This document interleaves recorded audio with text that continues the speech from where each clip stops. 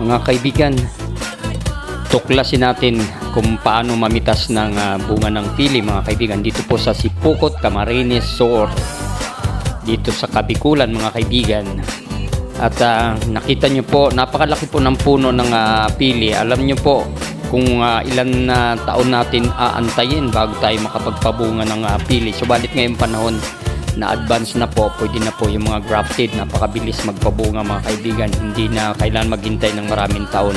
At ito po ay namumunga once a year lamang po. At kapag ganyang kulay green pa, ibig sabihin hilaw pa po siya. At kapag maitim na po siya, pwede nang pitasin. At napakahirap din po, mga kaibigan, bago mo makuha ang laman nito sa loob na nuts, pili nuts, ay talaga namang katakot-takot na hirap ang iyong gagawin.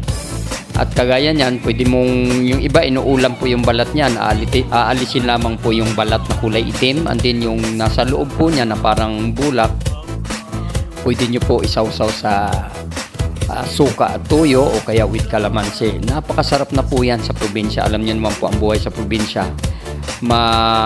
hindi masyadong magarbo na tulad ng dito sa Metro Manila. Simple lamang po ang pamumuhay, subalit payapa, walang stress, sariwang hangin. Napakasarap po mamuhay sa kabukiran, mga kaibigan, sa totoo lang. So ayun po ang paraan ng pagkuha. Pwede mong pukpukin ng bato. Yung iba naman po ginagamitan ng itak. Yung iba naman ay ginagamitan ng martilyo, mga kaibigan. So ayan po, ito po ay ang bunga ng pili. At napaka maproseso po yan. Pwede nyo pong gawing matamis. At pwede rin po kainin nyo ng diretso.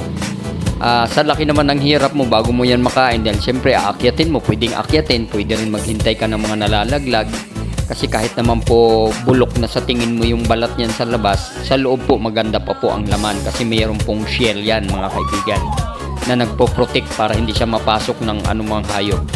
So ayan po, mga kaibigan, maproseso, mahirap, subalit pag natikman mo naman po ay napakasarap, mga kaibigan. Parang mas masarap pa po siya sa mani. Kaya nga po, mahal po siya kung inyong bibilhin, lalo na yung mga nakalagay na sa plastic at minatamis na ginagawang pasalubong ng mga nagpupunta ng mga turista sa Bicol. At so, ayan po mga kaibigan, panoorin po natin ang proseso ng pagkuha at pagpitas at pagkain ng bunga ng pili dito po sa Sipukot, Camarines Sur, sa Kabikulan, mga kaibigan. So panoorin po natin habang nakikinig tayo ng mga awiting napakagandang pakinggan na mga awiting Bicolana, mga kaibigan. So let's watch this, mga kaibigan, how to pick pili nuts and how to remove the skin before you can eat it. And once you can eat it, you can have it. Napakasarap po, mga kaibigan, kasi kahit alisin mo yung balat, alisin mo rin pa po ang shell. At pag natanggal mo na yung shell, alisin mo po yung balat na kulay brown. Then pag kulay white na po yan, that's the time na pwede mo nang kainin, at napakasarap, mga kaibigan. Talagang malinamnam, talagang nanamnamin mo ang sarap, ang lasa. Very delicious. At very rich po siya in protein. Marami din po siya mga good benefits na makakatulong sa ating katawan. At napakasarap po niyan. Kaya kung kayo ay lumaki sa probinsya, nung kabataan nyo, flashback lang po tayo. Siguro naman karamihan sa atin, mga galing sa probinsya, lalo na sa Kabikulan, ay dumaan sa ganitong buhay na nakaka-enjoy, napakasarap, wala pang internet. Talagang sagana ang buhay, tahimik, walang stress. Unlike ngayon, meron na ng internet pero napakarami naman po ng mga scammers. Napaka-advance ng technology pero napakaraming sakit na dumating. Napaka-advance ng technology pero samot-sari ang mga sakit ng ulo, ang mga stress. So kung papipiliin ka, kaibigan, anong gusto mo, yung noon o yung ngayon? Para sa akin, mas gusto ko yung noon, kasi tahimik, payapa, wala kang iniintindi ng mga bayarin, tubig, ilaw, kuryente o ano pa man. Kasi sa probinsya, maaga po tayo natutulog. Pagdating ng takip silin, ang mga tao, ang mga bata nasa loob na ng tahanan.